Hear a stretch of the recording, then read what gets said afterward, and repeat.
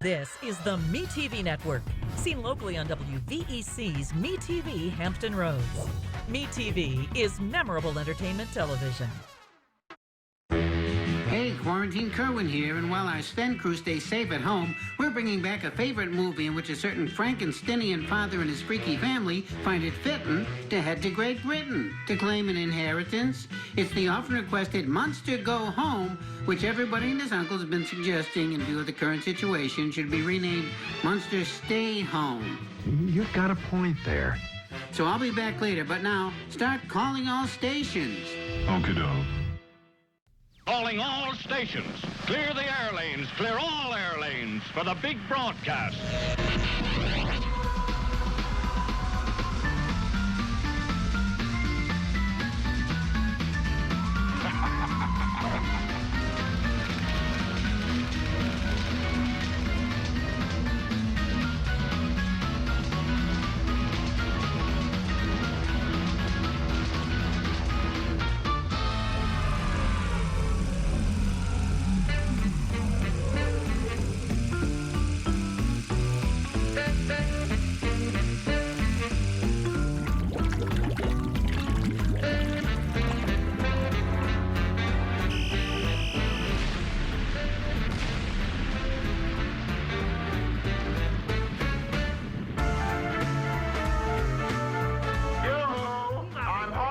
Yeah, well, it seems some people wish you would stay home, as Classic TV's first family of funny fright receives word that their patchwork patriarch has inherited a noble title and the family estate in jolly old England. Oh, of course, Captain. I can get it. Well, it's not that jolly, since the surviving British bastion of the family feels slighted and hatches a scheme to either scare off their American cousins or bump them off. Kill them all. Meanwhile, romance blooms for the supposedly unattractive normal niece Marilyn, and the honor of the Munster family boils down to a road race where the danger isn't confined to the road. Ooh, that was so nasty. Herman and the family leave 1313 Mockingbird Lane for their first appearance in Unliving Color and in Great Britain, where the upper crust outcry is Munster, go home. Yo-ho, I'm home. Back so soon, you'll see some familiar British stars as well as some recognizable TV actors, and see them even better in this new cleaner print of the movie, which is one of our most requested films, in which you might spot some of our old set and coffin, and by popular request, we bring back our search for the Munsters' car in the Bolo Auto Museum. Yes. And most importantly, however, is the fact that this film opens up some new possibilities for the Munsters. Huh? Well, it casts Herman in a new light, almost making him a daring adventurer like Indiana Jones. And since Marilyn is seeking romance in the country of Harry Potter, what if she could end up getting hitched to He Who Must Not Be Named? And you know what the result would be? Well, if Herman and Marilyn were both listed alphabetically last name first, we'd have Munster, Indiana, and Baltimore, Maryland. See what I did there? It's kind of locational humor. If you can locate any humor, let me know, because I'm really running short. Here comes the Munsters in Munster Go Home. Wish these chickens would go home.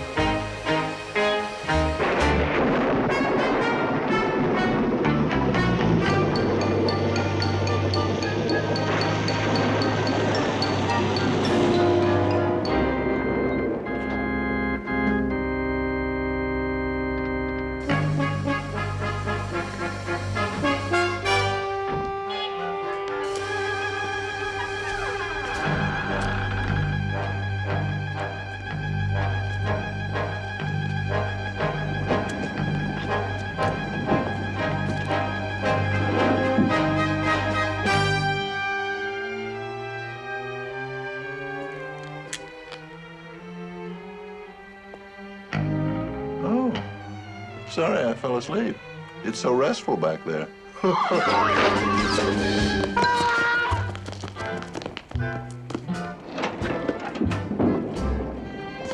Pick me up tomorrow when you're ready to the parlor.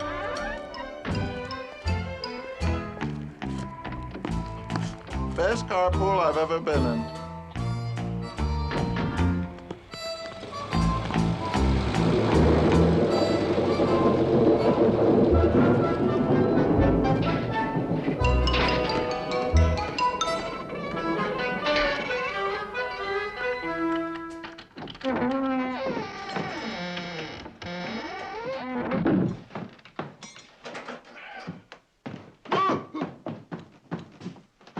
Oh, it's only you, Lily. I thought it was something scary. Herman, come with me.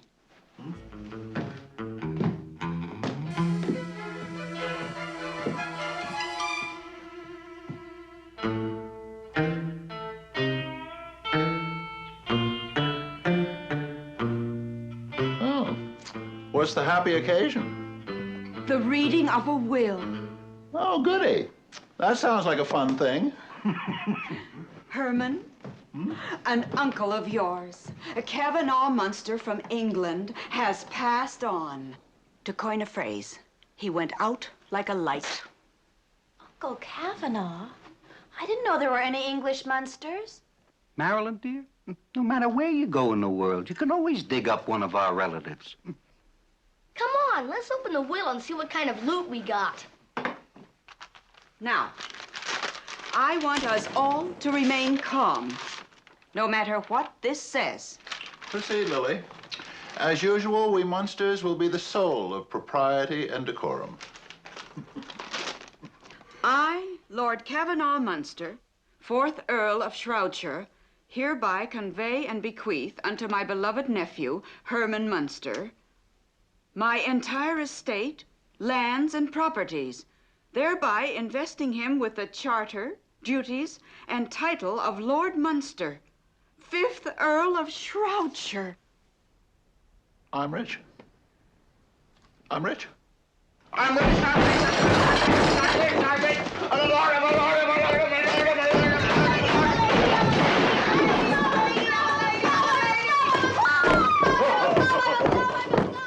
Yes, Grandpa? I used to think they'd always be in England, but now I'm not so sure.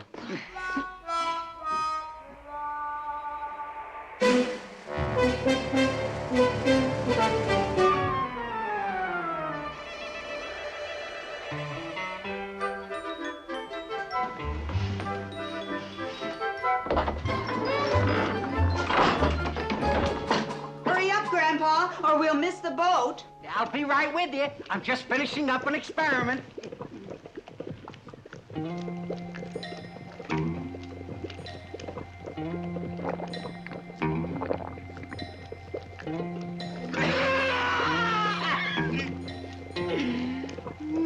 Boy, that's good booze. I guess I'm ready. How do I look?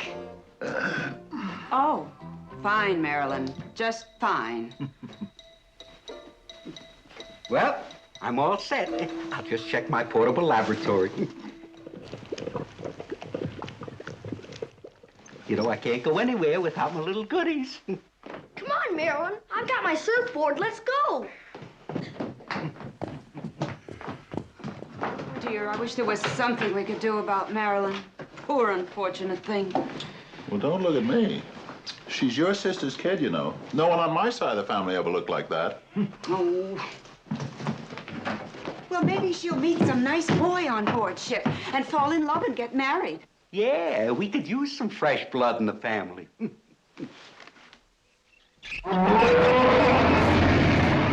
Goodbye, Spot. Don't eat anybody till we get back.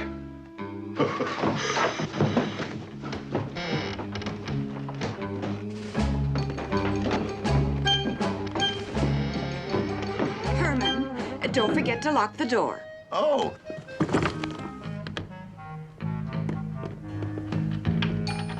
Oh, Herman, I'm just so thrilled about going to England. I've got vulture bumps all over.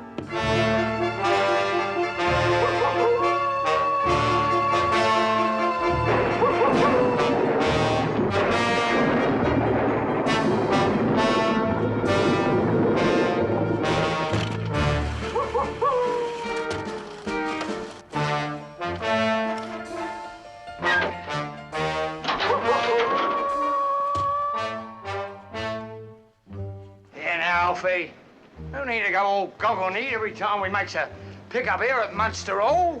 If the place gives you the shivers, there's no need to look at it. But it makes me skin crawl, Joey. You know, me old mum says they have a different murder here every week. Just like changing films at the cinema.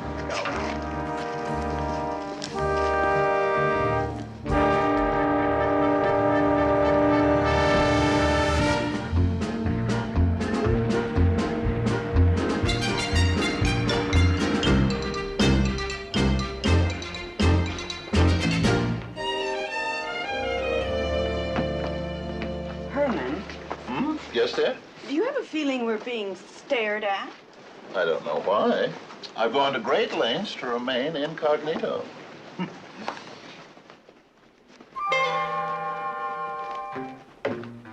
Emily? Emily?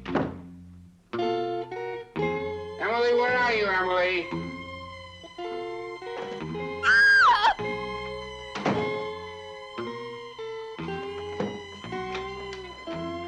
Beg your pardon.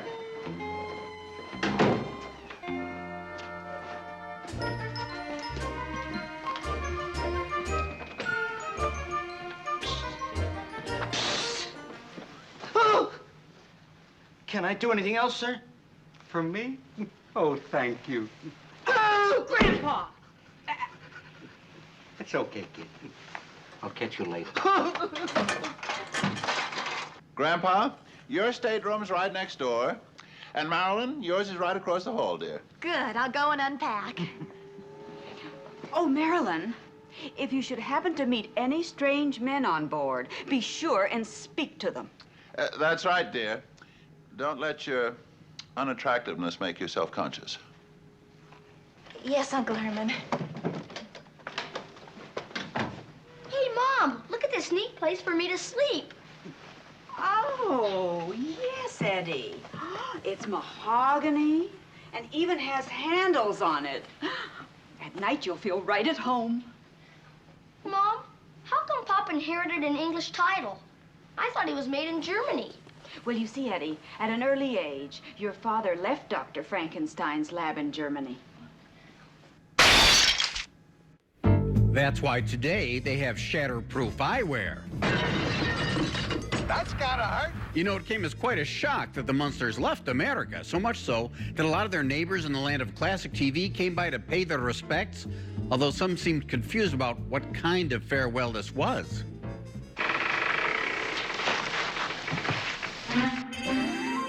Oh, gee, I never saw a real live dead guy before. You know, Mr. Munster, you're really a pretty cool guy. I mean, even though you're a big guy, you always acted like a little kid in junk. And you had really neat cars. Brum, brum. Oh, sorry. I didn't mean to spit on you. Yeah, doggies, that don't beat all. This fella's such a biggin', I almost reckoned it was Jethro. Oh, the tragedy. Our fallen comrade leaving us. And since you're leaving, I'll be happy to go out and sublet your mansion at my usual 20% fee. Please, please don't say another word. I won't accept more than 30% of the normal cut off the top. And by the way, how many rooms are there in the place? I really need to know these things. Let's see if I can sublet a lot of it. It'll be great. What is it there, Hermie boy? Gee, we're gonna miss all you Munsters so much. Grandpa, Lily, Marilyn, va-va-va-voom. Oh, Herman, I only wish they'd called me to do your haircut. Oh, somebody gave you a nasty flat top. Yes, oh, I know. I'll never forget you, Herman, although once you couldn't remember anything. I forget what happened. Oh. Here, let me just adjust your coat here, Herman. What's this unsightly lump in your jacket? It's a wallet. Well, you won't be needing that. I'll hold on to it for you. Au reservoir, my dear friend. I've got to go. Glad to see you. I gotta go. I just wish Goober were here. Not out here. In here. Yeah. Herman, I wrote a little poem for this occasion to prove you're not the only sensitive guy here. Let's say goodbye to the Munsters, for your lives were spotless and pure. I'll be joining you when you're down under, because I still work in a sewer. Hey! I kind of think I gotta go now. I gotta go and bury my pet toad, Herbie. Oh, it's not that he's dead or anything. I just really don't like him. Back for more Munster Go Home, and I just heard that often SpongeBob SquarePants is mistaken for a slice of cheese. Now, why is that? He arrived in England and he was adopted by a family called Munster, who gave him their name.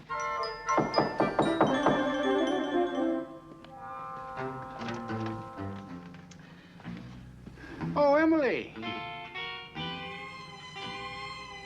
Oh, Emily, you've been drinking too much. You look awful. I beg your pardon. I always hated you anyway, you old bag, Emily. Oh, hi, Emily. I wonder who she was.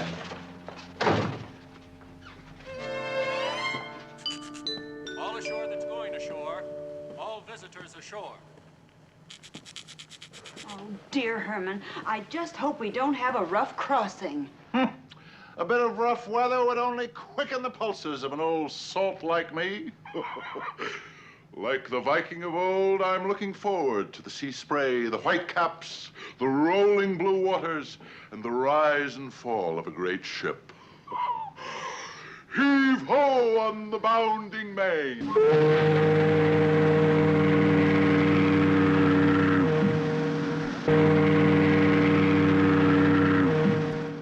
Help. Help. Herman, what's the matter? We're moving. We're moving, dear. Let me lie down on my stomach. I'm dying. I'm dying. Oh, dear. Grandpa, what's wrong with Pop? What's wrong with him? The mighty Viking is about to heave-ho.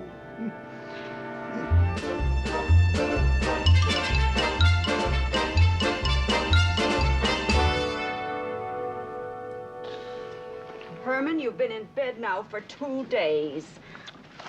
You're not going to die. I know I'm not. I'm not strong enough to die.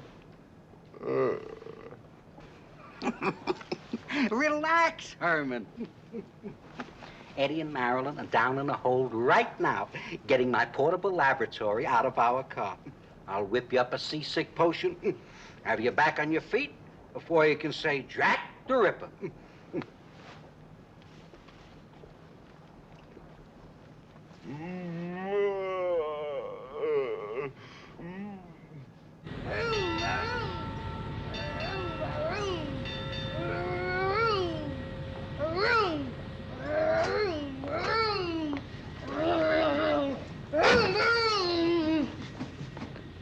What's the matter? Eddie, will you get out of there? It's not your car, and you're acting very childish. But gee, Marilyn, this car's the wildest. You get in and try. Don't be silly. I'm much too old for that sort of thing. Now, take this up to Grandpa. He needs it. Okay.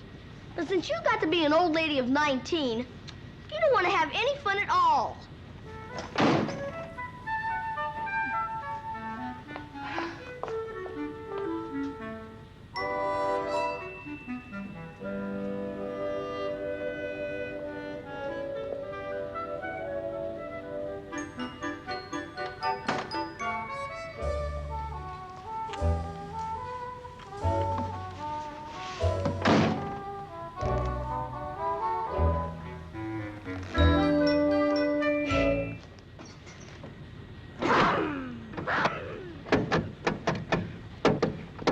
Your license, miss.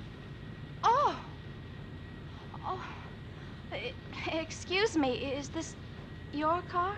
Mm-hmm. Oh. Well, I really have no business in here. You see, I was just down here getting something, and my little cousin was fooling around, and I told him not to, and then I got in, and oh, how did he get out of this thing? It sticks once in a while. And there you are. Thank you.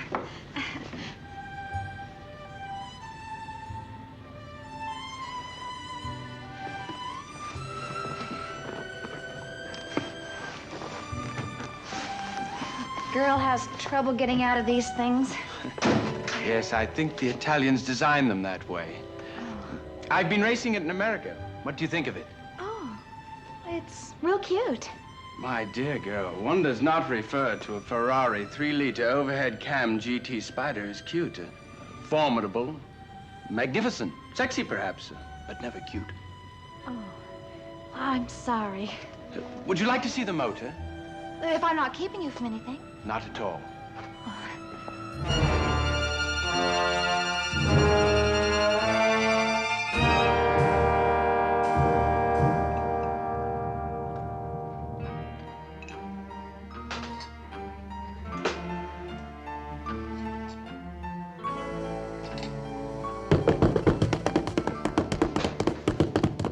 Freddie Munster, stop throwing those tea-time temper tantrums on that cold floor. Get up. Come over here. And behave yourself. I won't! Freddie, you insufferable idiot. Do what Mum said. I won't!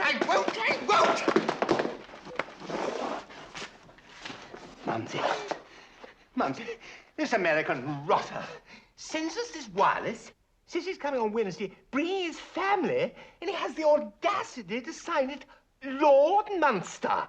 But, my love, he is Lord Munster. But you said I was going to be Lord Munster. You promised!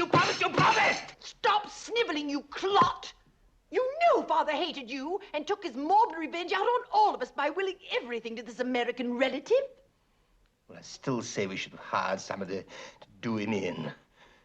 Like bashing him on the cranium with something jagged. Freddie, we will do nothing so rash as bash. I have contacted our leader, the Griffin. What does he, she, or it have to suggest? You know, Mother, sometimes I think there's no such person at all as the Griffin. It's just some phantom you've conjured up to threaten us with. Oh, no, Grace. There is a Griffin, and it has supplied the answer to our getting rid of these monsters. And the answer is fear. Fear? Fear. Fear. They sound like ordinary low-class people.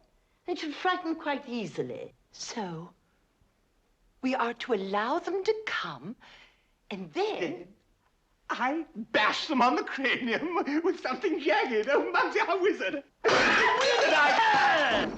won't be no bashing. We'll merely frighten them away.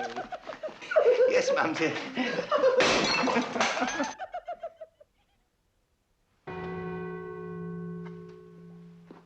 You rang, madam? Yes, Crookshanks.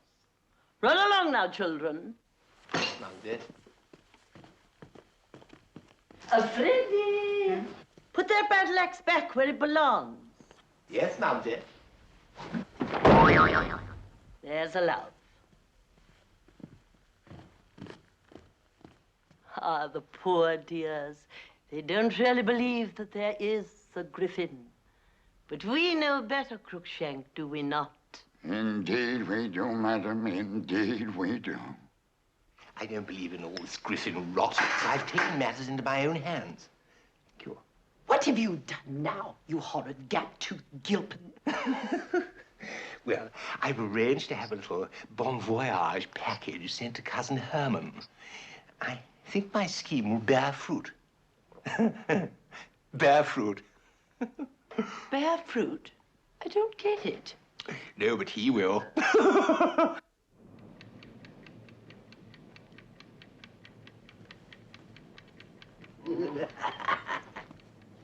The old medicine man is here again. I'm not going to take a pill.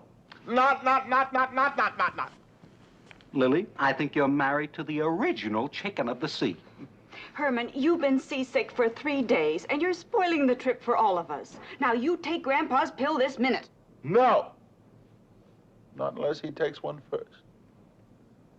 All right, Junior. Watch.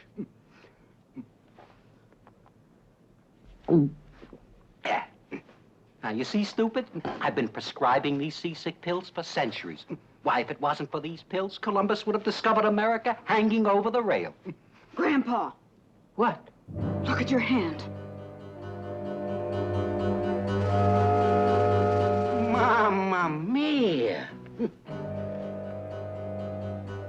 Oh, you see, Herman? You made me so nervous, I took a wolf pill by mistake.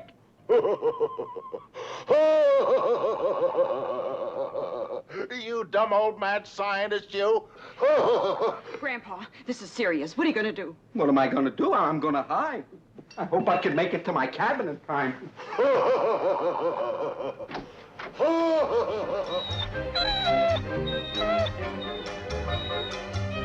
Hey, there's a dog. Let's grab it.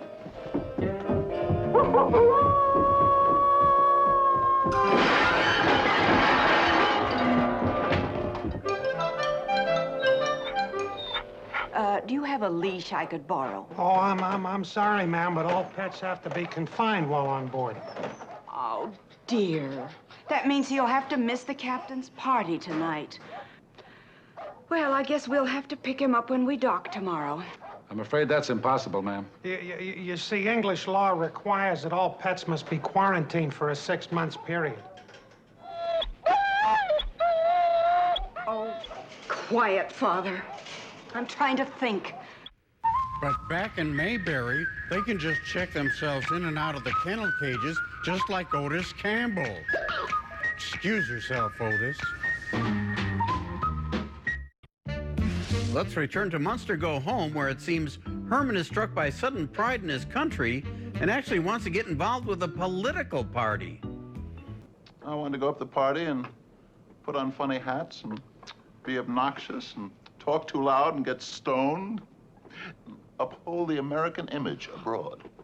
Never mind that. You'll have plenty of time to make a fool of yourself when you get to England. Well, okay. If that's a promise. Let's see. This is my last chance to meet Marilyn's new boyfriend and have some fun, and now I gotta go up and get that mangy old party pooper out of the clink. On your way. We're not going to Munster Hall and collect your inheritance while my father rots in quarantine. But even if I do get Grandpa, how are we gonna smuggle him through customs? Well, I'll think of something. You just keep a level head on your shoulders. What's the matter now, Herman? I don't know who the friend was who sent us this fruit, but my apple is ticking. It's just your wristwatch. Oh. Now you go and say goodnight to Eddie and get going! Yes, dear, yes. Good night, Edward. Good night, Pop.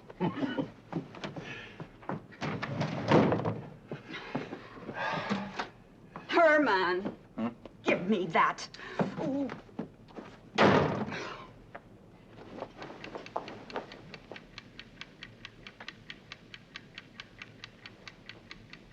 Noisiest worm I ever heard.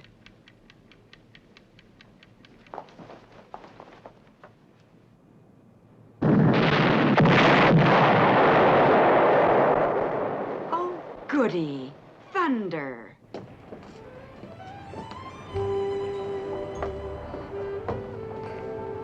Well, it's been a wonderful crossing. I don't know when I've ever felt like this about a girl before. Come on, Roger. I bet you've had lots of romances before.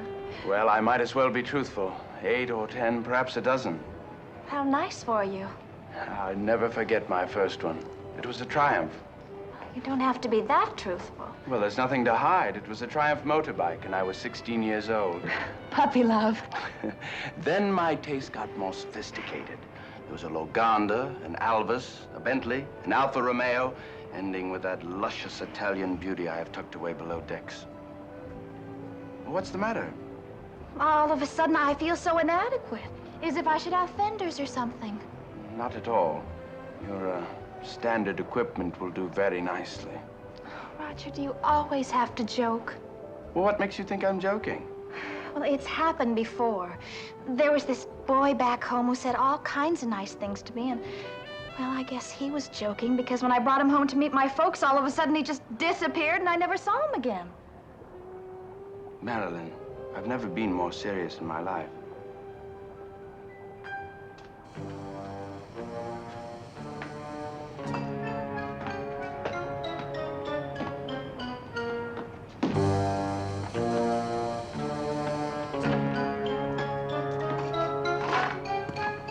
Be right back, Frank.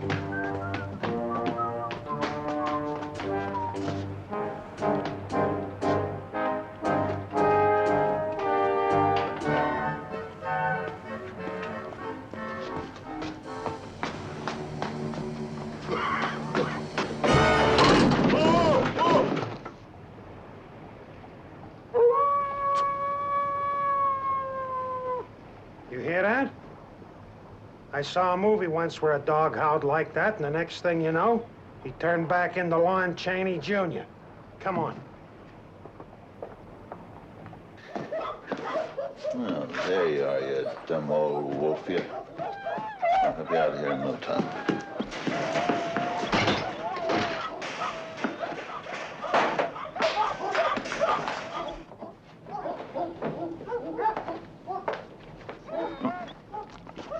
Grandpa, please. We're both boys. Come on. There's someone down there. Go!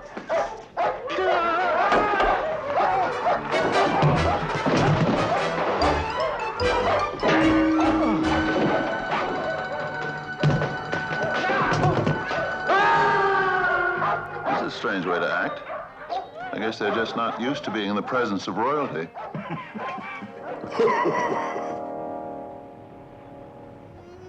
Roger. All these nice things you've been saying to me. How can I make sure you're not just kidding me along with the line? Oh, believe me, I'm not.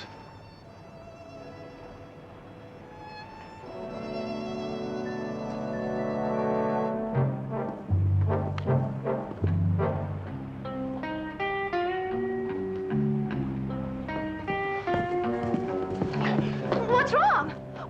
Was I that bad? Oh, no, not at all. It was that thing there. There's nothing there. But there was. It was 9 feet tall. A frightening creature. Roger, you're not a bit funny. I'm not trying to be funny. I saw it. It walked like this. And under its arm, it carried some sort of beast.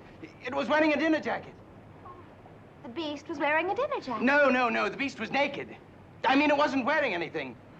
Oh, all right. Don't believe me. Well, why should I? You wanted to give me the brush off. You didn't have to make up stories about beasts and monsters. Now, why would I want to get rid of you? You're the most beautiful girl I've ever met. Roger, on top of everything else, do you have to be sarcastic? Oh, will I ever understand the Americans? Nobody asked you to. Good night. And goodbye. Oh. I say, you must tell me something.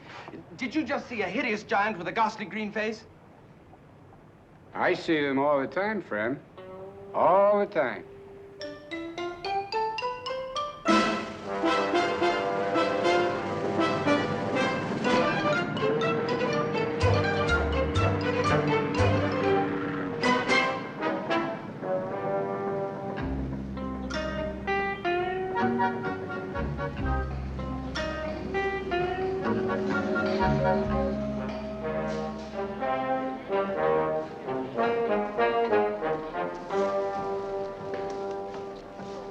Boy, my father-in-law, the fur piece. I'll bet we get caught.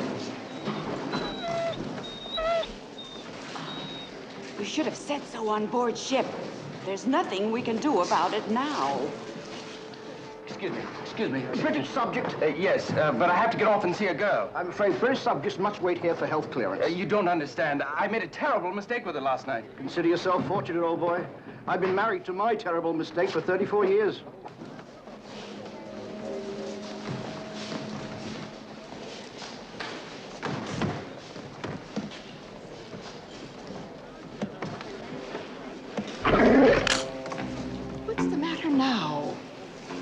Emily, that lady's fur piece just snapped at me. That's impossible. It only snaps in the front. Sorry, lady. Let's cover our familiar cast here. Of course, Herman is Fred Gwynn, who starred in the sitcom Car 54, Where Are You? He'll give that a shout out later on in this movie. And in his later years, he did plenty of movies like Pet Sematary and My Cousin Vinny, and he also was a cartoonist and wrote children's books.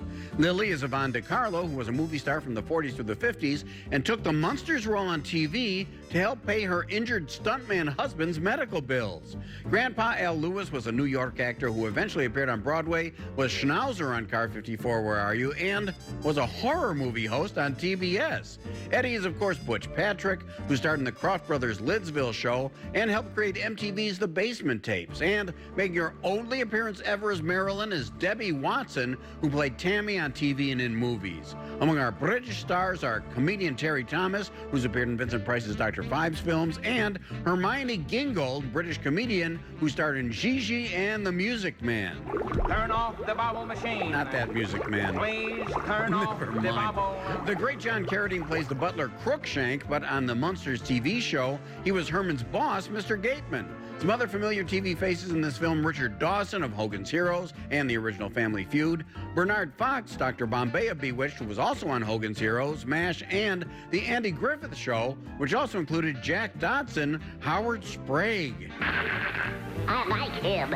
He's silly. He is, and we can't hit all the familiar TV faces, but you'll see a dashing young Englishman played by Robert Pine, who was the sergeant on Chips. So, in this role, would he be in Fish and Chips? Call the satellite hookup and pull the plug on this travesty. Just call Ponch and John.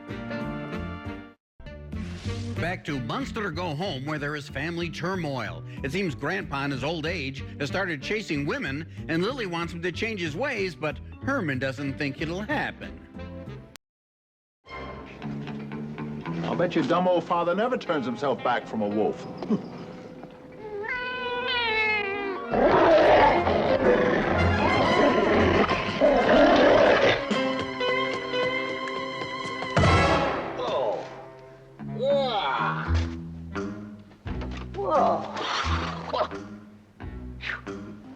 What's going on here? Last thing I remember, I was on board ship. Now I'm on the docks in England chasing a cat.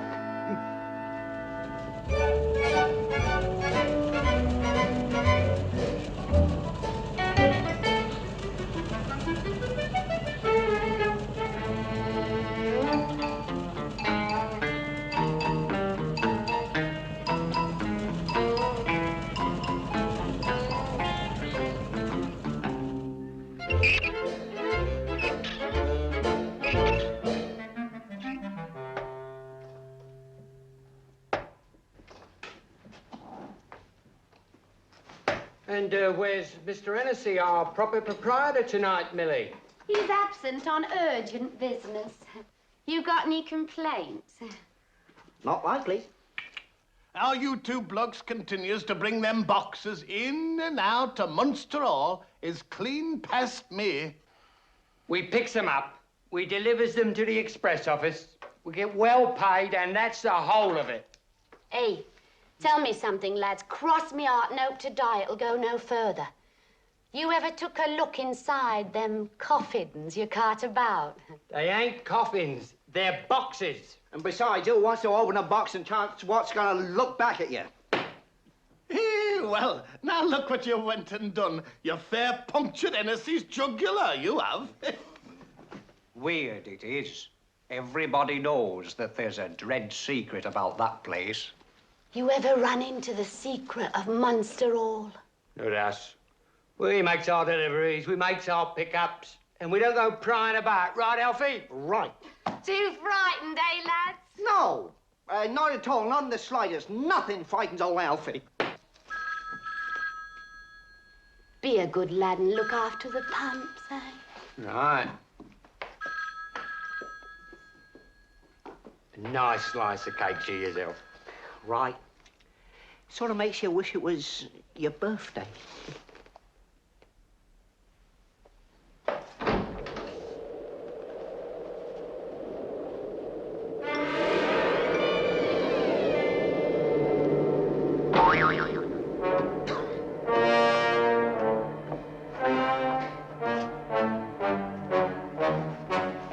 anybody here know how I can get to Munster Hall? You want Munster Hall? It's straight on. You can't miss it. Straight over the hill. Oh, over the hill to the hall. Thanks.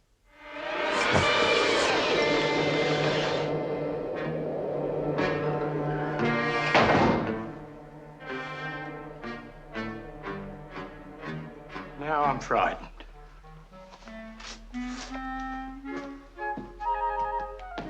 There's a vehicle approaching from East Gasping Moor, madam. It must be Cousin Herman. Children, we shall put the Griffin's Plan A into effect immediately. Means my blasted apple didn't go off. Shoddy workmanship. Stop mumbling, Freddy. We shall retire now, so the imposter and his family will arrive at a darkened house. Crookshanks shall put them in the tower suite for the night. And then we shall throw such a fright into them that they shall be gone before morning. How sweet. And it's my turn to wear the sheet, and you can work the panels. I shall do no such thing. You work the panels. I won't. You will. I won't. Freddy shall wear the sheet. Now, both of you run upstairs and get ready. There's a pair of gloves. Ah! Stinker!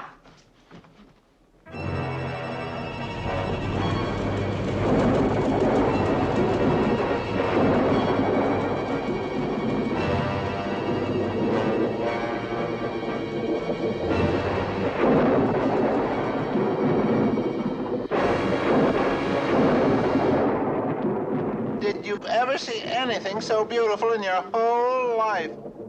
Oh, it's a dream house.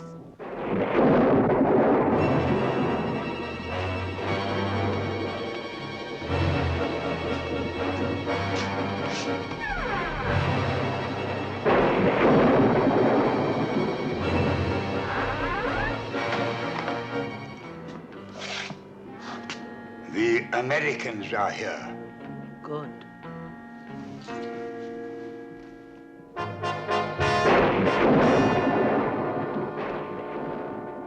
Are you still thinking about that English guy you met on the boat? Well, why don't you think about him real hard? And then when you go to sleep, he might horse around in your dreams. Thank you, Eddie. Maybe I will. Does that work for you? I don't know. Every girl I want to think about, I hate. Well, good night, Eddie. Good night, Marilyn. Good night, Grandpa. Hey, good night. Rotten dreams.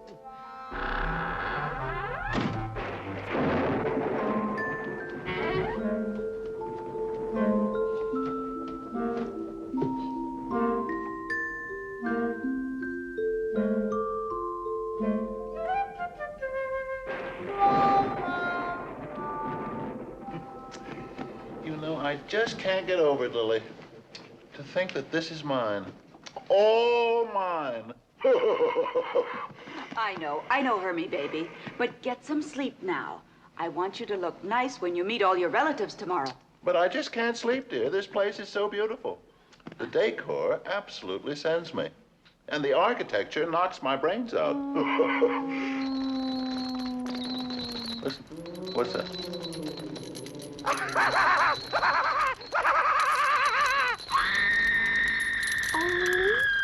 Lily, they're playing our song.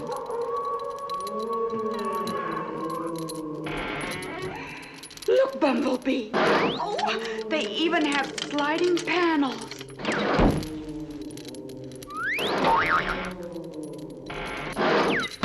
How nice of your family to make us feel so at home.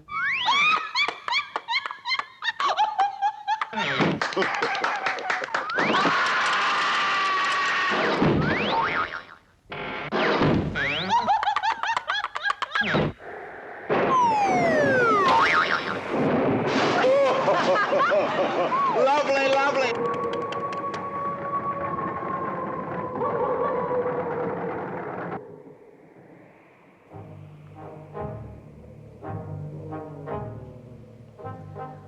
Oh. rest yet. Die.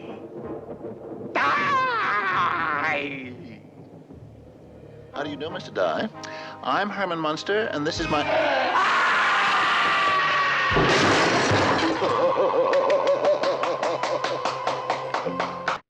Ooh, I've watched those ghost hunter shows, and you can tell that was a real ghost. Are you kidding? Well, sure. It walked right through that wall. We now return to Munster Go Home and are treated to a lovely recital in which the Munsters theme is played on the harpsichord. Show your appreciation, Herman. Herman. Oh. Great Scott. Good morrow, family mine. Oh, and you must be my Aunt Effigy. You know, I can tell, because we both have that same noble Munster brow. Oh, please, please, don't get up.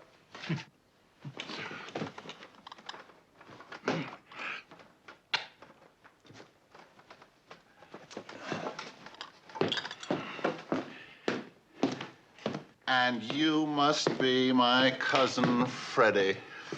If you kiss me, I'll scream. And you must be Cousin Grace. Oh, Marilyn. Marilyn, you could take a few lessons from Cousin Grace. See what a sandpaper skin and a touch of malnutrition can do for the complexion? Oh, yes. It does wonders for you, Cousin Grace. Well, young man, what do you think of Munster Hall? Weirdsville. What a cuckoo pad. Doesn't he speak English? No, it's just American.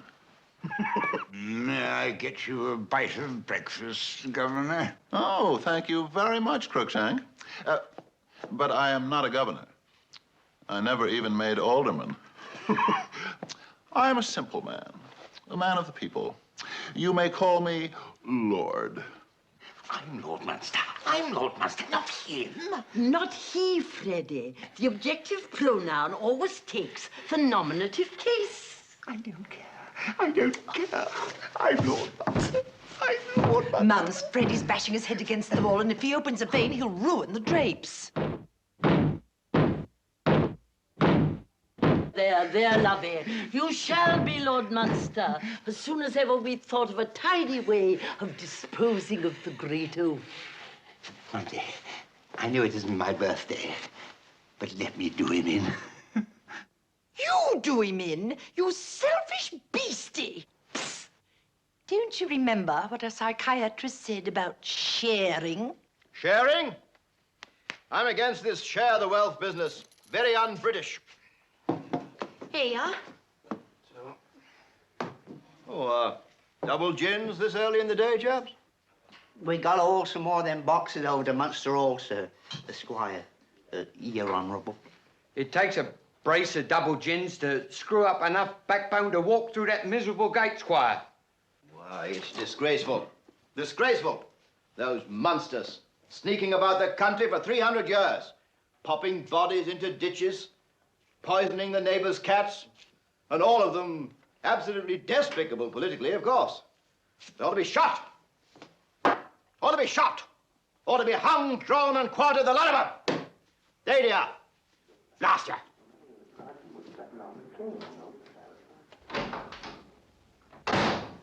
If you ask me, Squire blusters like that because he's afraid of the secret of Munster Hall, too.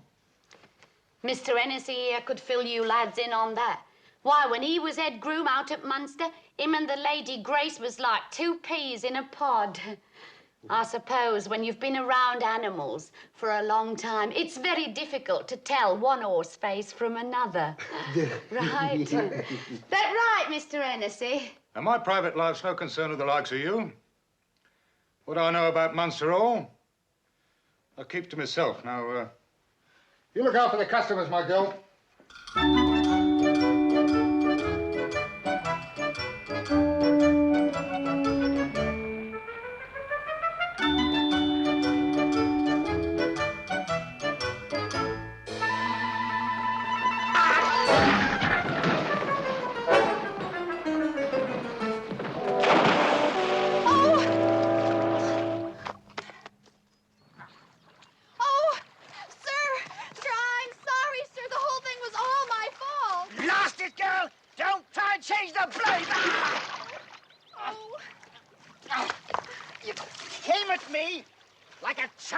rhinoceros.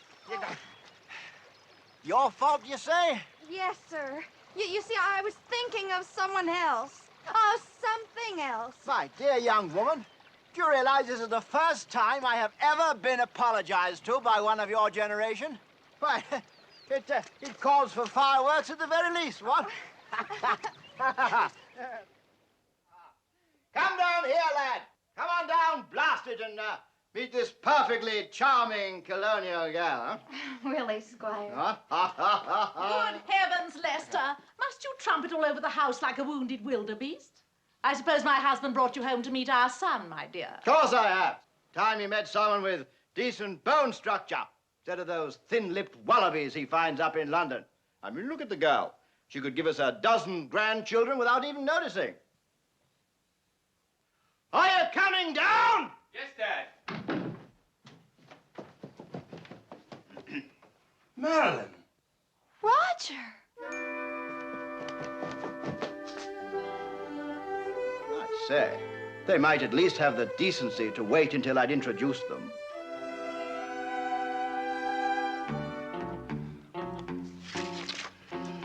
Dear guys, I hope things are okay back there at the parlor.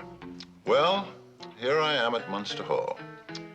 We are all making a great effort to adjust to our inherited splendor. I on the gallows, it's a shame and a sin. Me own blood brother swings.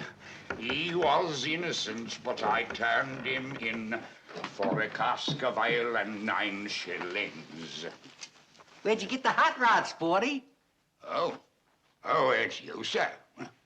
Me late master's racer. Won the Shropshire Road race 12 times in a row. I was his driver.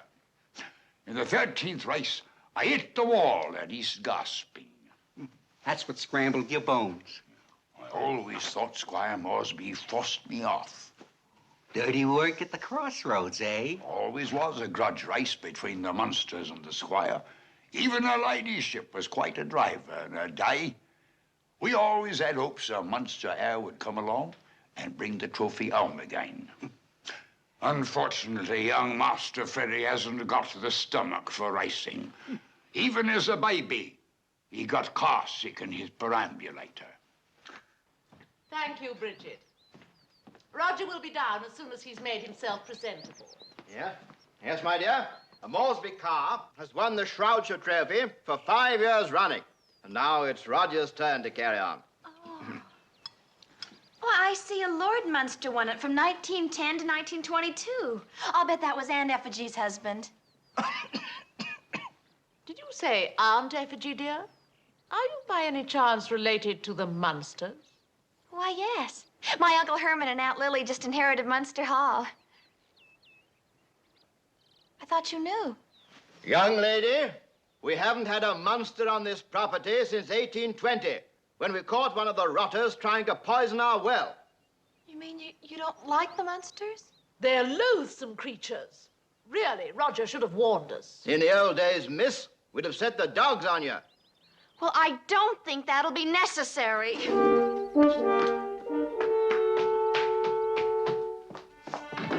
Marilyn, where are you going? None of your business, you English ratfink!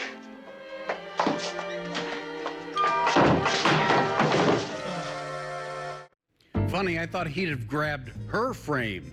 You dirty, dirty dirt. Well, I just... I say, old fellow, her terminology there, English ratfink, shows how you Americans need help to fit in amongst us Brits. May I assist you? Oh, certainly. First of all, you need a bowler. Oh, no, I've got one, thanks. Left a 7-10 split. That's right. No, old chap. The hat. Here, try this on. Oh, okay. Now, next, you really need to learn some English terms. Let's begin with bonnet. But I already have a bowler. No. A bonnet is what you Americans call the hood on your car. I thought that was my cousin Frankie. He left somebody in my trunk. Oh, really? Now, let's just continue. Now, what you Yanks call an elevator, we call a lift. A lift? If it's in a store, we call it a shoplift. There's my cousin Frankie again. Let's move on to something else. Now, these monsters are stars on the television back at home? Yes, exactly. Well, maybe we can adapt them to our television. Can't you see it? Now, coming to BBC One.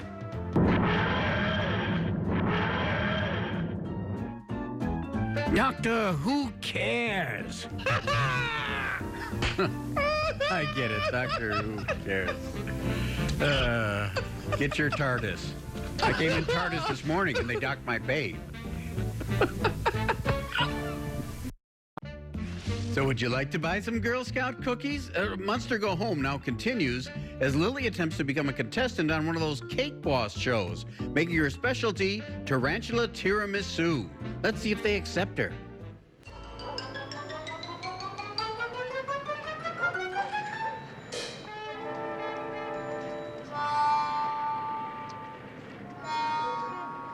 Mom, Yes?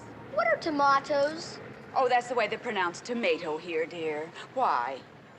That's what those guys are throwing at me. Monster, monster, evil eye! Monster, monster, die, die, die! Oh, really? Come along, Eddie. And Roger's family practically threw me out of the house. And those kids are throwing tomatoes at me. And when I tried to go shopping, they closed the doors in my face. It was as though they had something against Munster Hall. Yeah, and that night in the saloon, everybody there was talking about the secret of Munster Hall. There is something going on here. And as head of the Munster clan, it is my duty to find out what it is and right the wrong. Herman Munster, stop playing Prince Valiant. I want you to go to the police and stop trying to be an amateur detective. Do you hear me? Yes, dear. Of course, dear. Right you are, dear.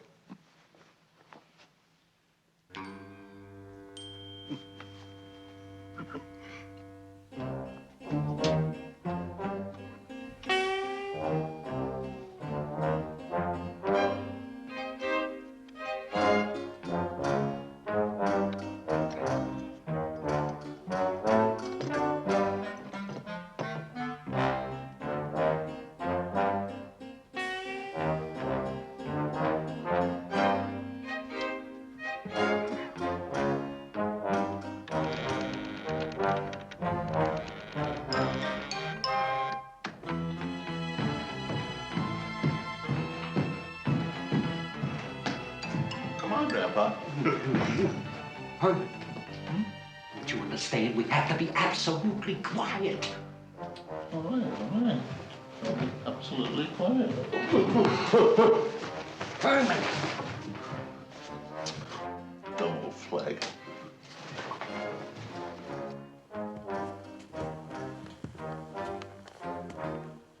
Herman, where are you going? I don't know where I'm going. I'm just... Here, take that. Follow me.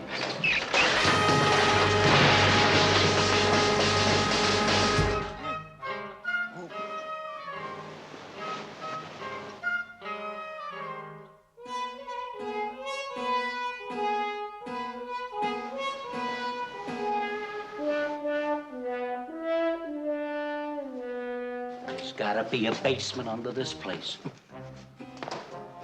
And this, how do we get down there? I don't know. Let's go back to bed. Bed. Look, Herman. This is it. A secret passage. You did it. You did it. Grandpa, isn't that neato? It's just like your playroom back home. Come on, follow me. Shh. Hand me your torch.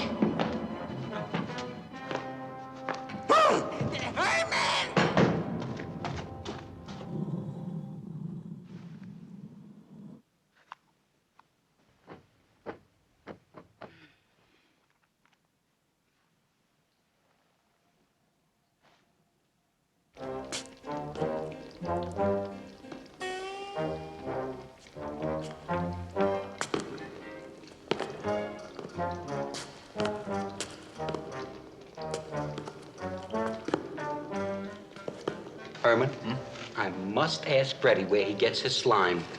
It looks imported.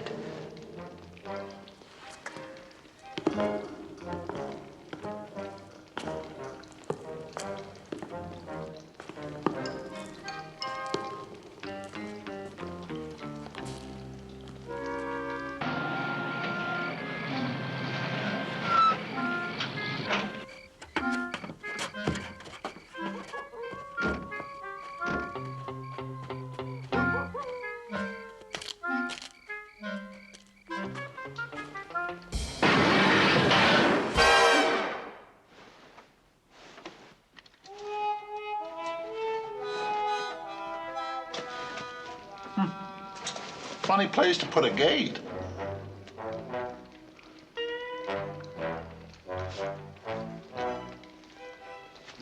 What?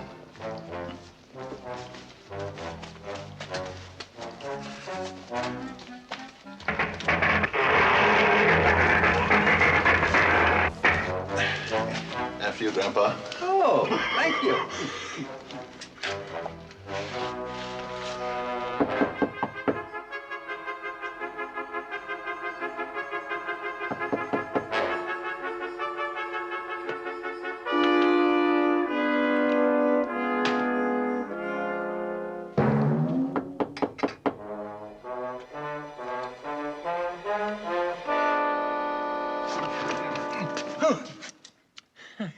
It's you, Cousin Eddie. I can't find my pop, and he always kisses Woof Woof goodnight. Would you kiss Woof Woof goodnight, Cousin Freddie? Well, I'd rather not. Well, then would you kiss me goodnight?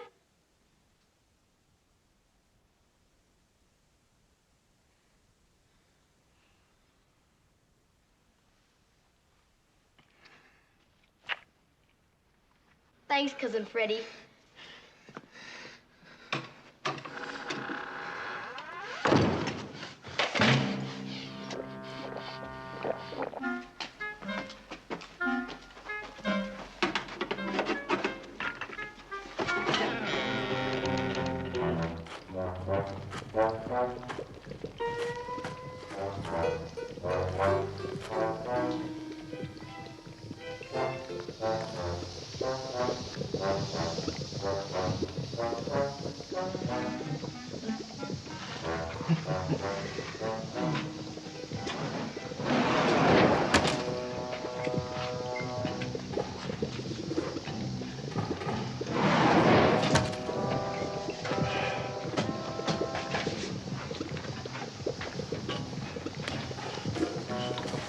Call the leader.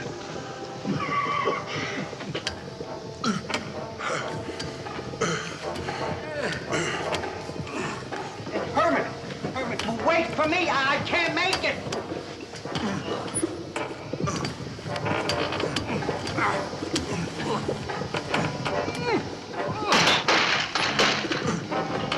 Easy does it, Herman. I think the Board of Health would make him put a lid on something like that.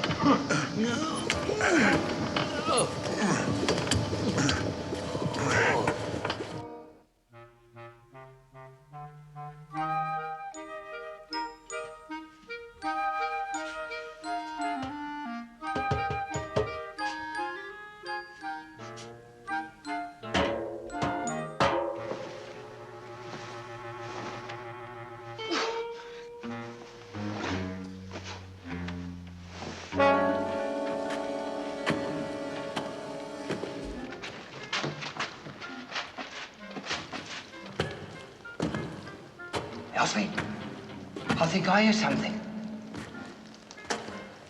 God.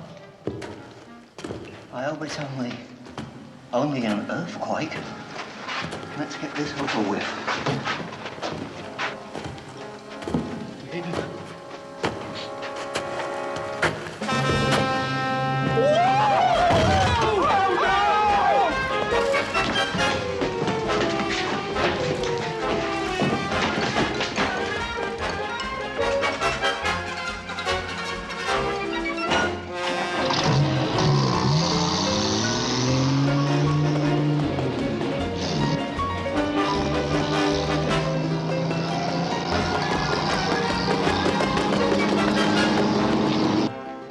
Grandpa, Yes, sir. you can let me down now.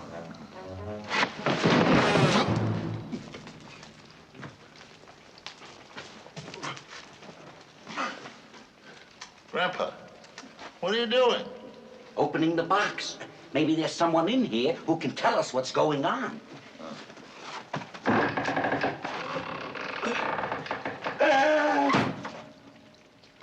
Who is it? Anyone we know? Herman, take a look.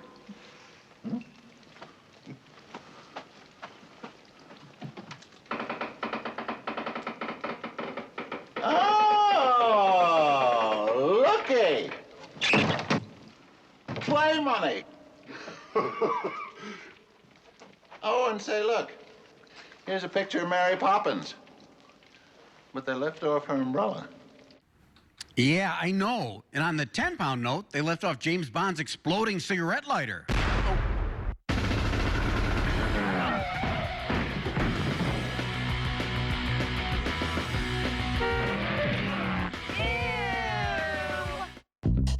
When the Munsters forgot where they had parked their cars, I had a hunch a good place to look would be the Bolo Auto Museum in Illinois.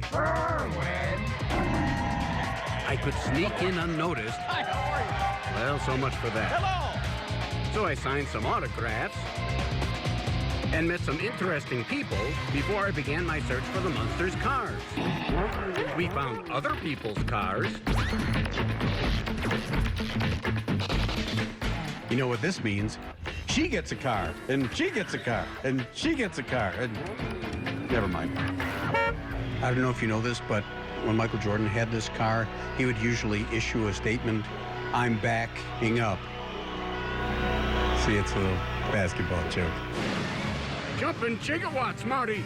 We should just travel back in time to when they were still in their cars. Forget it.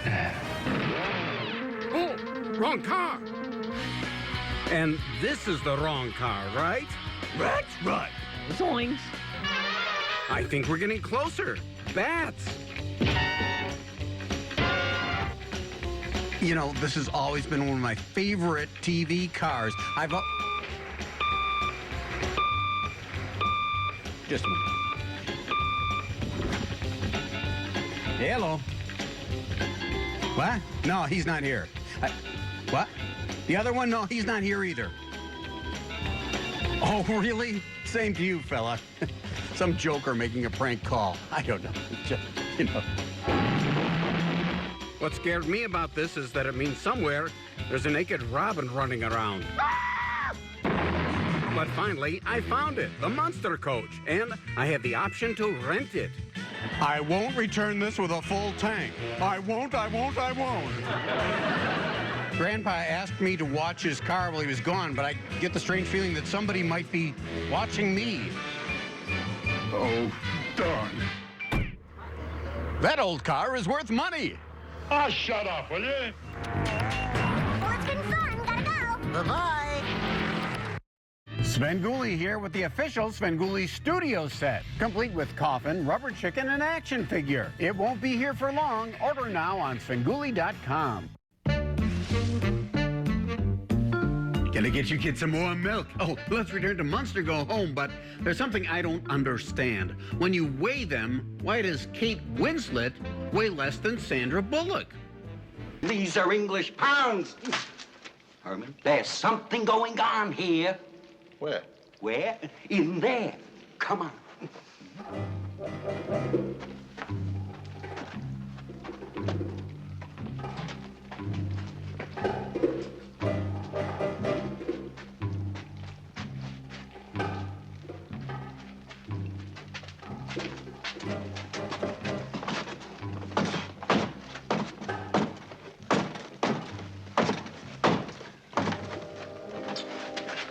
Keep ye out.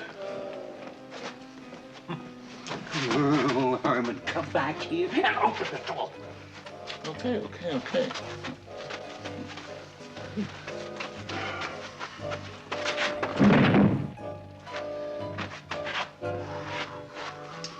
Allow me.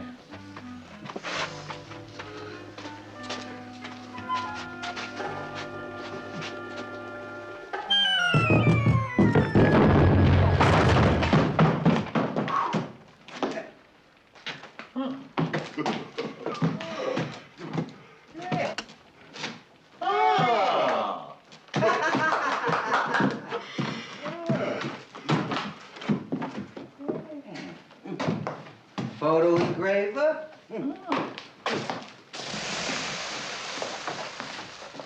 Developer. Printing ink. Printing plates. Printing press. Money. Money? Herman, they're shipping it right here. But there must be millions of pounds. We've stumbled onto a counterfeit ring. Herman, this is the secret of Munster Hall. Call, please. I'll go. Call the FBI. I'm getting... Get Scotland Yard. Right, I'll be... Phone Batman. I'll get it. Car 54, where are you? Herman, will you knock it off, you knothead?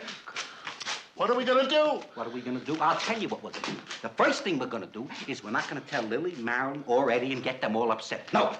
You and I have got to sit down and decide what to do. Okay. Okay, well, let's go back to bed. Right.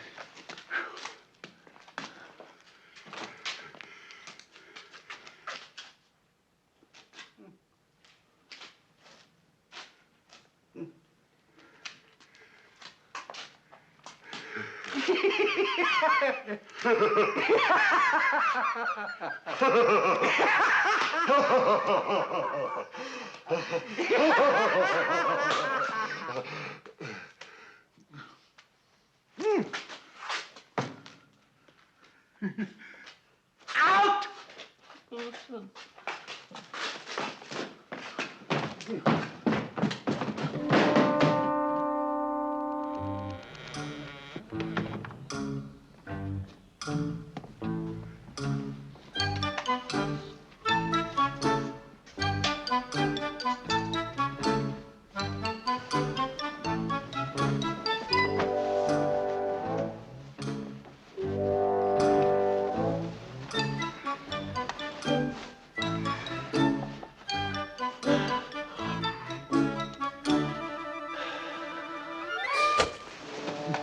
Herman, where have you been for the last hour? Well, I just went to get a drink of water. Uh-huh. Sure is a long way to the bathroom.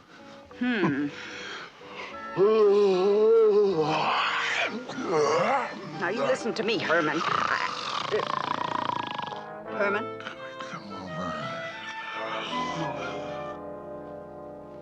Oh, thank you, Crookshank. You're welcome, madam.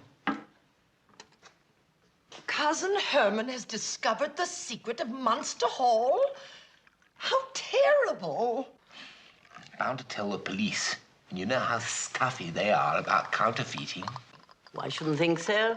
When he came to tell me I convinced the gullible oaf, I knew nothing of the goings-on here. I was properly shocked and surprised. Oh, wizard, Mums. I told him I'd inform the authorities and the matter would be taken care of immediately. But sooner or later, he's bound to find out. Mumsy, let me do it in. Pretty please. He shall be done in, but according to the Griffin's prearranged plan. Yes, dear Cousin Herman shall conveniently drive himself into the hereafter in the Shroudshire Road race next Saturday. Bully, Mums. And I'll be Lord Munster. I'll be Lord Munster. Oh, Freddie! It has always been a grudge race between the Munsters and the Moresbys. And the Griffin has arranged that there should be an accident on the track. And Roger Moresby shall get the blame. Cousin Herman isn't a race driver. How could you persuade him to enter the race and get bashed? He fancies himself as head of the family. We shall appeal to his honor, loyalty, and sense of family pride. How delightfully unscrupulous. Herman Munster, get out of this car. And what do you mean you have to drive in that road race Saturday?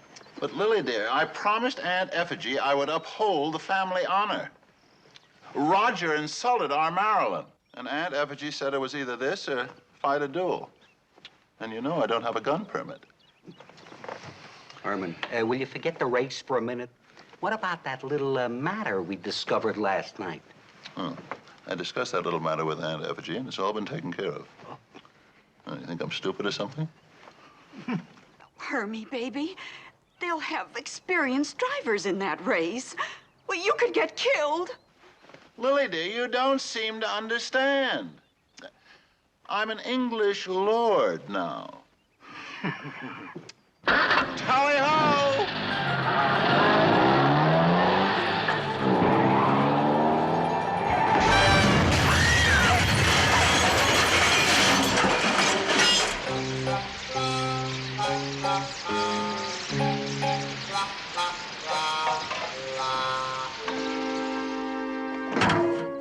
sorry, sir, but Miss Madeline is not at home. May I come in and write a note? I'll be glad to give her the flowers and tell her you called. You be sure and do that now. I'm always happy to give love a helping hand.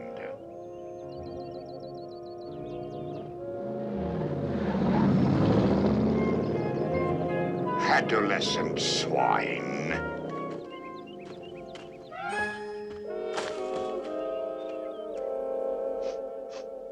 And he never tried to get in touch with me, and every time I called, his mother said he was busy and he couldn't talk to me. There, dear. You've only had your heart broken. Wait till you've had a stake driven through it 6 times like I have. Well, if Herman was doing the driving with the driving skills we've seen, it would have ended up in your spleen. Oh, darn. Sorry, Herman. Kerwin here, back again working from home, and we're keeping the rest of our Sven crew in quarantine as well for now. These days, our kids aged 13 to 19 known as quarantines. No. I didn't think so, but let's all take a look at what our viewers have been sending us. Ron and Charmaine Boland of St. Joseph, Michigan may not be Herman and Lily, but they make a pretty good Frankenstein monster in his bride. She's alive. Alive! So's he. And Marie Dobbs and her husband Bob were watching when we showed Attack of the 50-Foot Woman, which prompted her to send this photo they took by the Route 66 Mall in Livingston. We just hope that 50-foot woman isn't lactose intolerant. Great googly moogly. And 8-year-old Lucas Kiefer has been creating Sven art for the last few years while watching us with his family Matt, Kiri, and Violet, and we especially like his origami pieces like this one, Svengami, and my favorite, Kirigami. Oh, simply wonderful. And this week, when we hit the thank you music, it's also to thank the medical folks, police and firemen, service people, and all those working now for all that you do. So hit the theme, Cyber Chaz. Thank you for all those cars. Here's Brown from Kansas drew this picture of Sven. Did the stripes make him look slimmer? It's like looking into a mirror. We now return to Munster Go Home, where Grandpa's gotten into natural nutrition. He goes out and digs up herbs to fortify one's system. I was lucky to dig this up. It'll be great for the body. Hey, Grandpa, these pipe organ parts will make neat exhaust pipes. Oh, great. Thank you, Eddie. And looky what I found. Some peachy headlights. Oh, you know, we're going to have a terrific racer here. I used the motor out of our family car. I'm going to soup it up a little, stick in a high-lift cam and a blower. Boy, Dad, you're going to wipe them at the race tomorrow. You're going to shut them all down. Vroom, vroom, vroom. Oh, boys, I am going to be the hottest driver in the race. Oh, oh, oh, oh, oh, oh.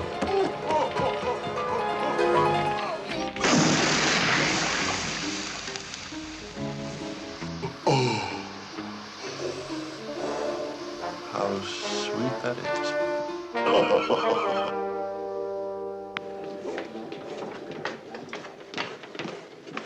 Gentlemen? Thanks, love. There's no contest. Squires Boyle win it, hands down. I don't see it that way at all. Hennessy, I'll put another $5 on Nedder. All right, you're on for another 5. I'd stick with Moresby. He's got the hottest rig in the race. Of course, Worthington might have an outside chance. Drinks Irish whiskey, he does, you know.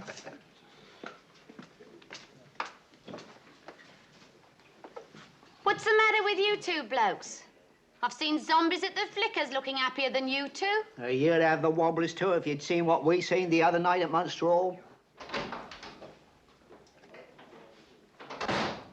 Well, well, look who's here.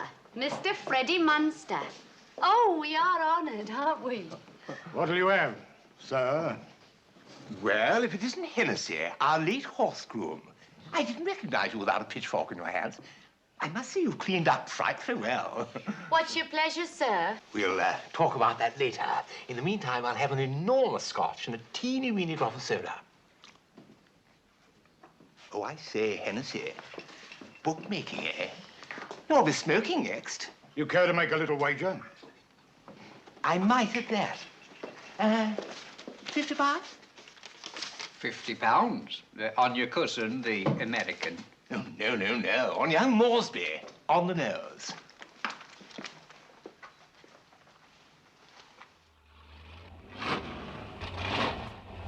Hurry up, Pop! You don't want to miss the race.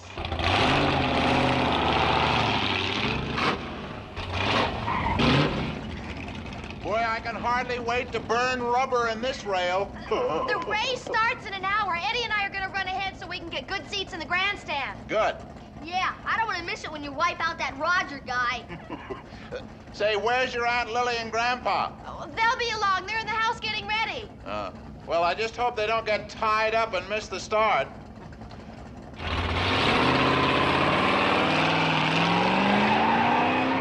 Listen, Buster, this is modern-day England. You can't get away with knocking off Herman. That's what makes the whole thing so delightful. We can. You see, this will look like an ordinary routine racing accident, and if there is any blame, it will attach to that loathsome oaf, Roger Moresby. Oh, Freddie Munster, you're not a very nice person. I am a thorough rother, like all the Munsters before me, and proud of it. Unfortunately, I'm not the brains behind this little scheme.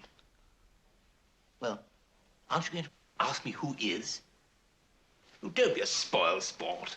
Please ask me. All right. Who is?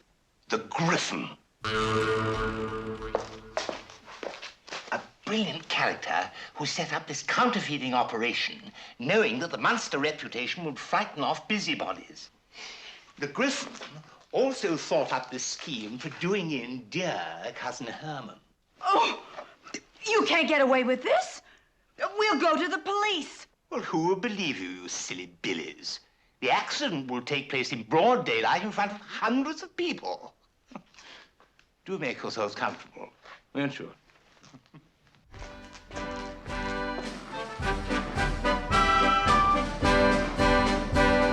Good afternoon, ladies and gentlemen, and on behalf of the management of the annual Shropshire Road Race, may we thank you for coming to see the events today.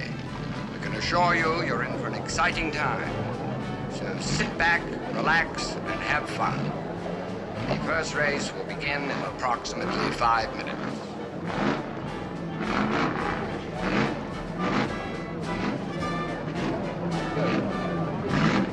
Golly, I don't see Pop anywhere. There's Roger. Please, Eddie, I'm ignoring him. I hope those guys didn't bring any more tomatoes. Now, watch your RPMs on those hairpin curves, and whatever you do, keep an eye on that Munster car. Those bounders would do anything to win. Right, Dad. Above all, drive carefully, dear. Don't you think you better wear a sweater? Oh, Mother. Look, if you see Marilyn, try and find out why I haven't heard from her. Of course I will, darling. Well, good luck. All drivers, check with starter, 5 minutes.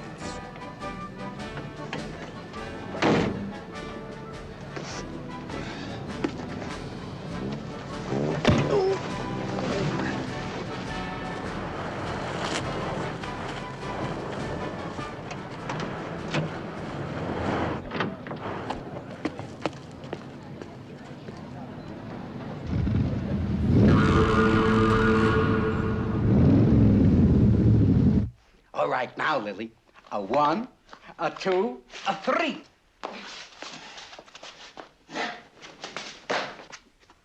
Oh, Father, that was wonderful. Nothing. A little trick I picked up from Houdini.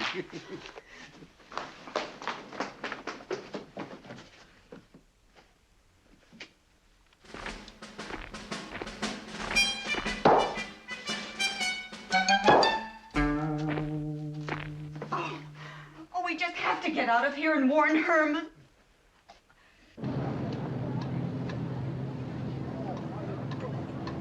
The annual Shropshire race will be underway in just a moment.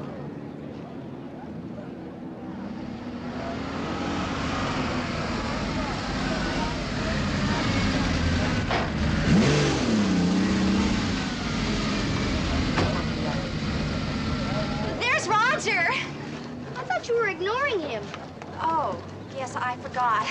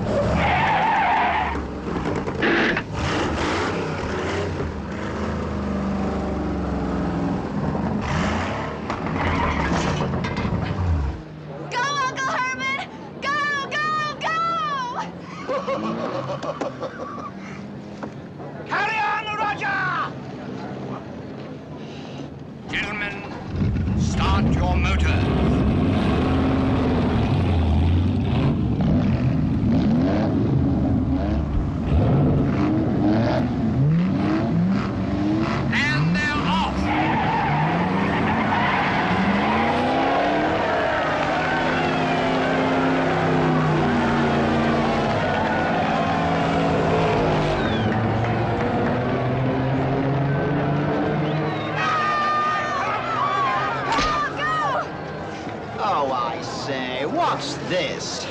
It's a tomato, sir. Oh, Grandpa, what are we going to do? They'll kill Herman. They'll kill him. They'll kill him.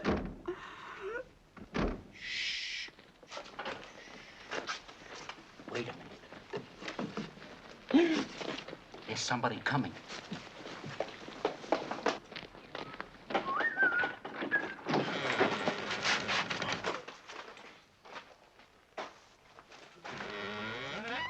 Oh! It's you two chaps. That's who it is, sir. We come for a pickup, sir. Right, in there. You want us to go in there? In the secret room? Come on, get a move on. There are only two left, and that's the last. I can't say that's a pity. If you see anything or anybody in there, just ignore them, eh? Glad to hear that, too, sir.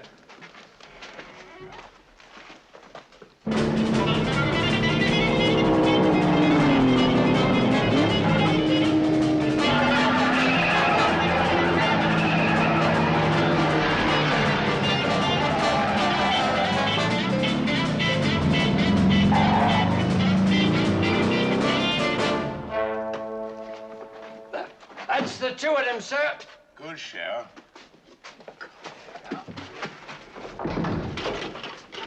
Crikey, they're getting heavier all the time. Never mind. Just pretend it's your mother-in-law. Yeah, try. There we are.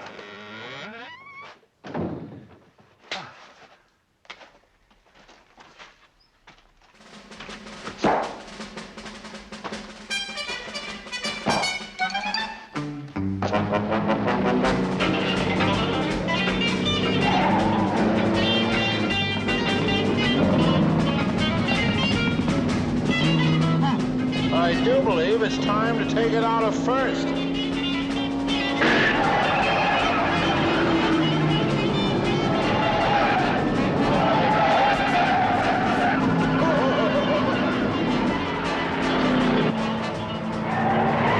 And the Munster car takes the lead in a tremendous burst of speed.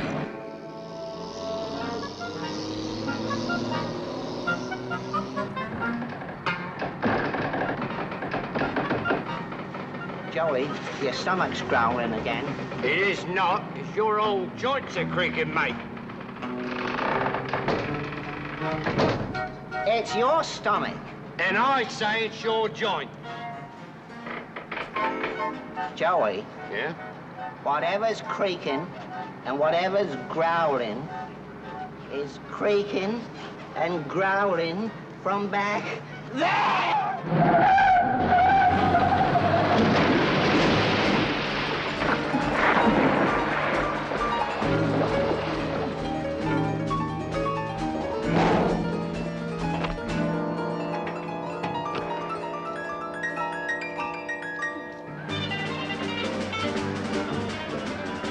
Come on, Uncle Herman! Attaboy, Pop! Come on, Roger, boy! The drivers are just finishing the first lap.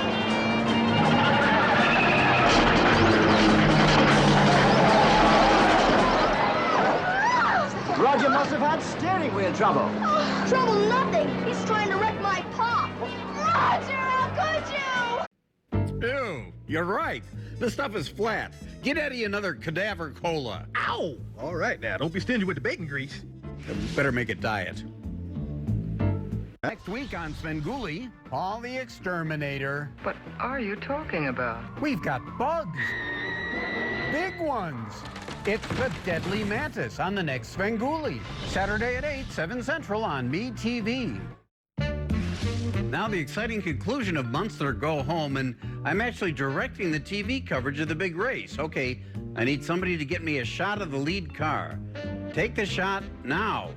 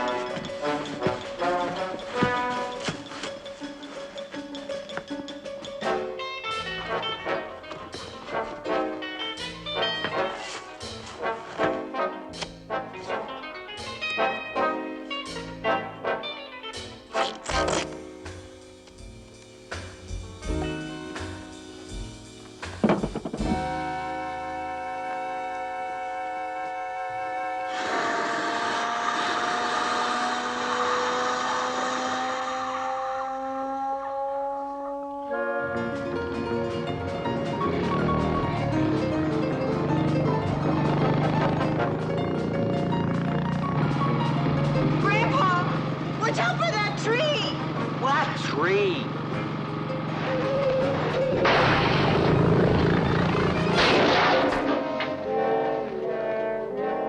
Woman driver.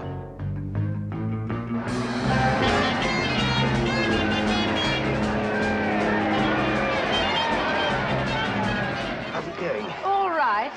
The Griffin should nail him next time round. Good. By the by, why aren't you guarding the prisoners? Don't worry about them. They're safely locked up in the vault. Oh. Poor Herman. I'll never see him again. Lily! Look, horses.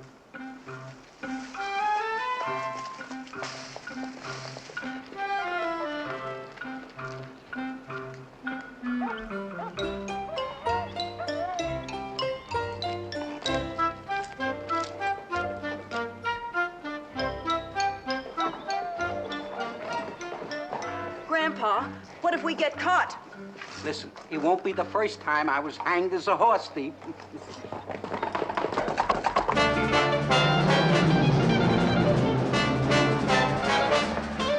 Hey, Pop's in the lead. Oh, I wonder where Grandpa and Aunt Lily are. They're gonna miss the whole race. They've got Roger boxed in. That's Worthington, forced into the infield by Moresby. I say, that was rather a shabby trick. Yes, not a bit like our dear Roger. I'm beginning to think it was just like your dear Roger.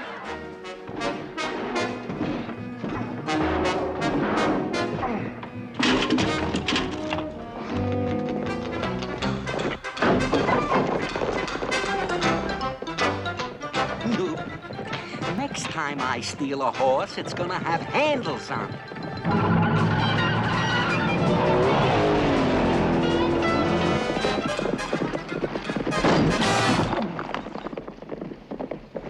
You're doing fine, Grandpa.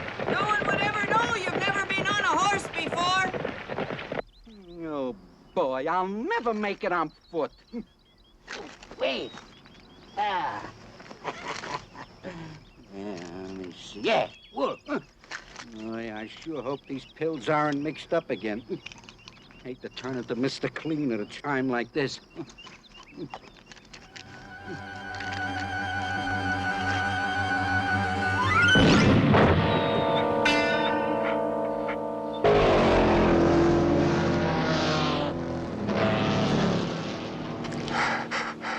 Prithee, you fool! Do stop breathing down my neck. You'll tarnish my necklace. I can't help it. I'm so nervous. If the Griffin doesn't do him in pretty quickly, I'll break out in dirty great lumps. By the way, where's my darling Mumsy? I don't know. I don't understand her missing this. She so enjoys a good killing. Gracie, you can tell me. Mumsy is the Griffin, isn't she? Huh? I haven't the slightest. You mean you don't know who the Griffin is? Of course I don't know. And it makes me mad. Mad. Mad. Mad.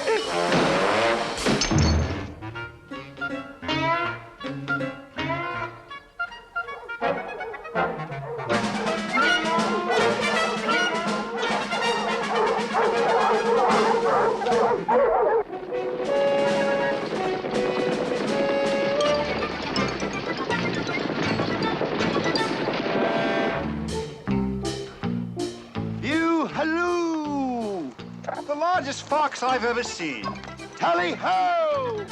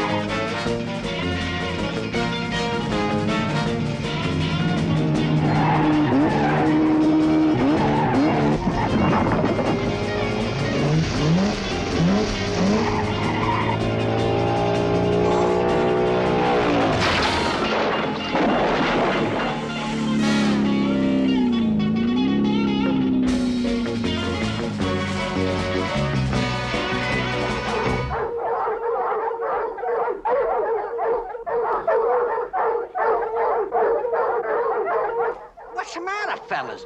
Haven't you ever seen a wolf before? And now Lord Munster is making his move. Oh, boy, Pop's gonna win! I say, Roger isn't out of it yet.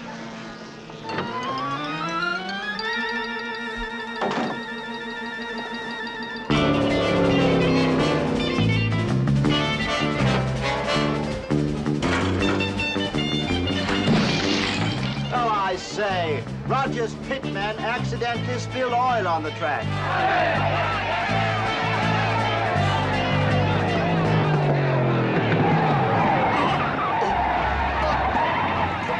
He may flip over. No, he's fighting the wheel, and there he goes. Over the finish line, backwards.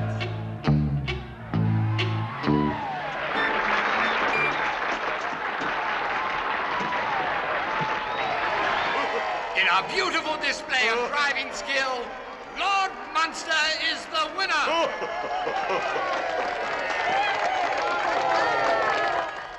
Stinkers won. Now I'll never be Lord Munster. Never, never, never. Stop that sniveling, you idiot! The Griffin hasn't finished with him yet!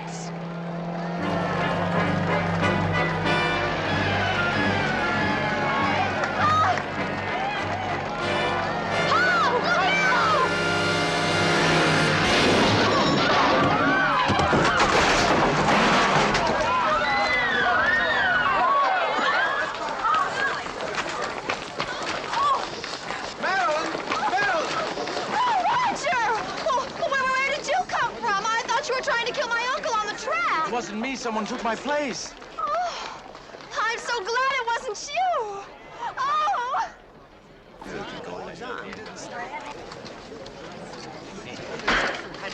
The Griffin. I bet it's Hennessy, our ex-groom. He always did want to get up in the world. By Jove, I got it. It's Crookshank. You know, whenever the Americans make a picture about the British, it's always the butler.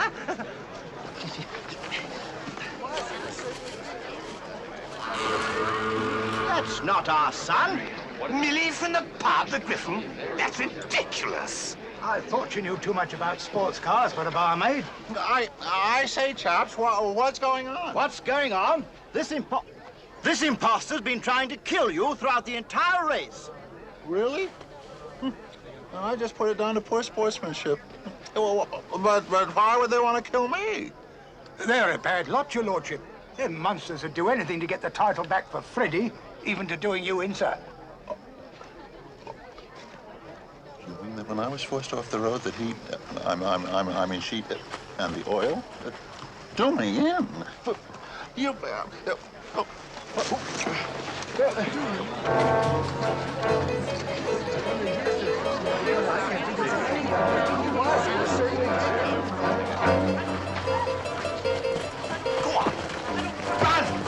Harry! I am going to try!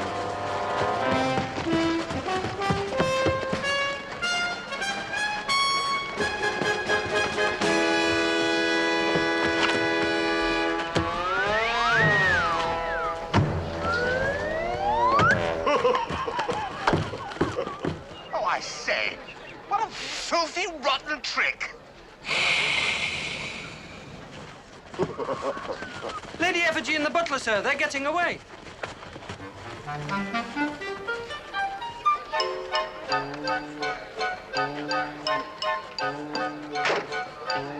To the airport, and hurry, my good man. I think you mean to the police station, don't you, my good woman?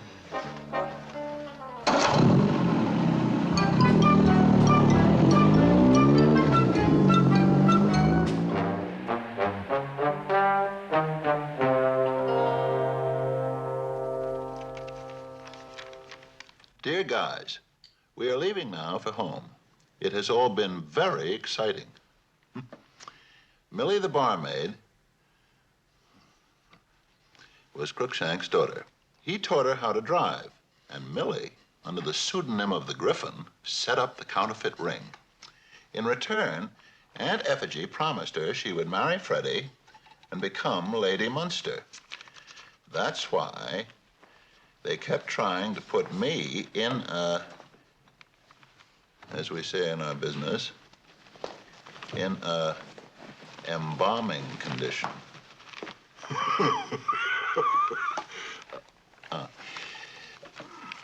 Love and kisses, Hermie baby. There, all set. Where's Marilyn? Oh, she's out in the garden saying goodbye to Roger. Oh, good. I've been anxious to meet her young man face to face. You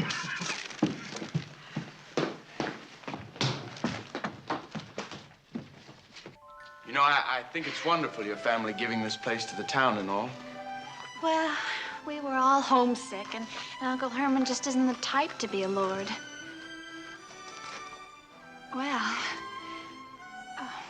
it's getting late, and I've got to run. I'd just like to say that I'll be doing quite a bit more racing in America than I'd planned. The last time you kissed me, you started seeing things, and we had a fight. Don't be silly.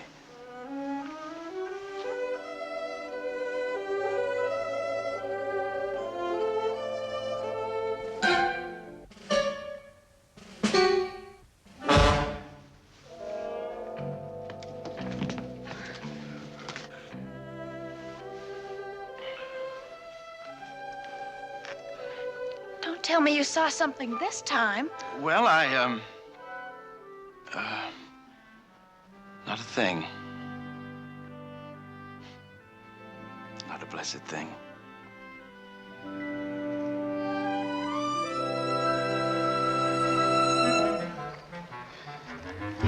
It's a shame we have to leave on such a miserable night. I'll take care of that. A little instant rainstorm. Good.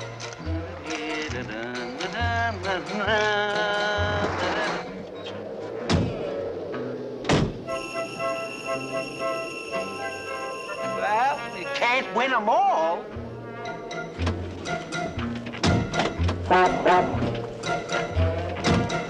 Hey, wait for me! Hurry up, Marilyn!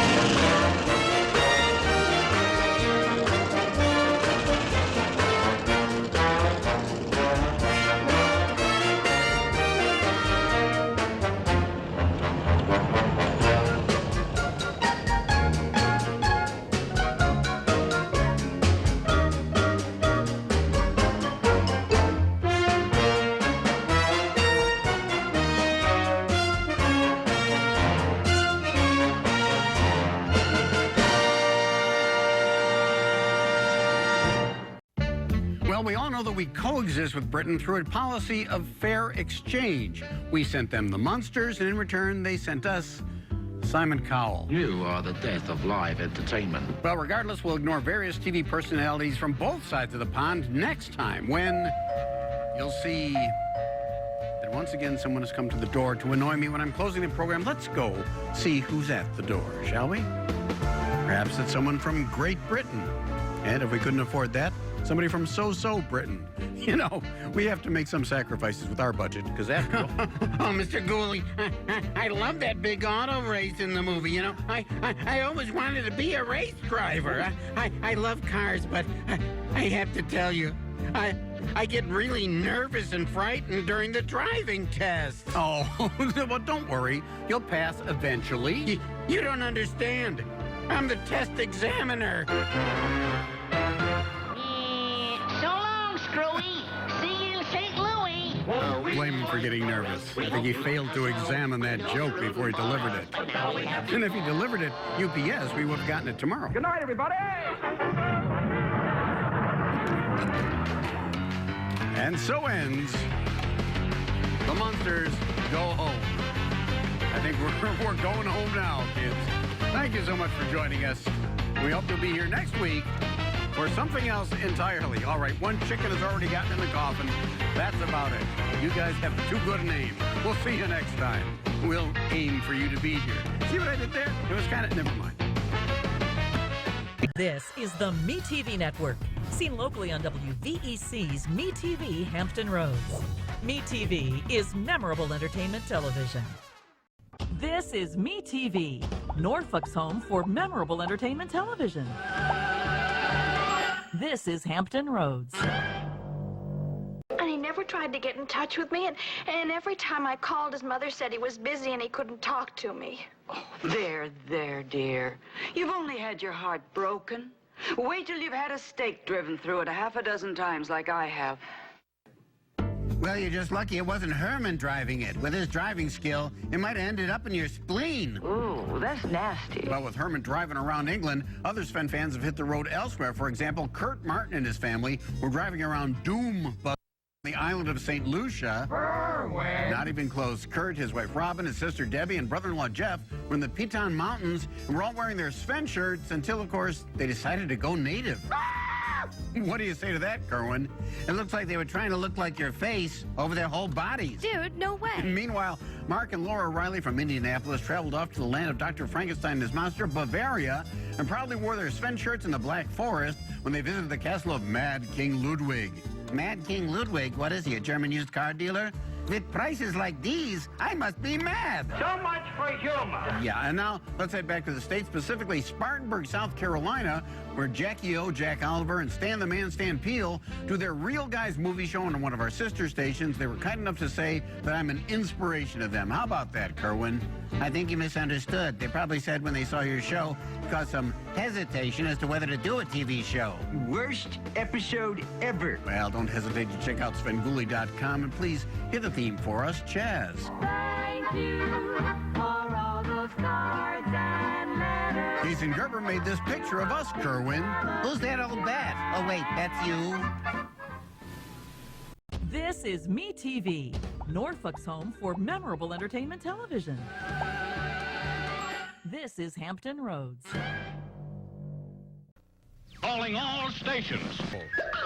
Excuse yourself, Otis. It's the hour-long episodes of The Twilight Zone.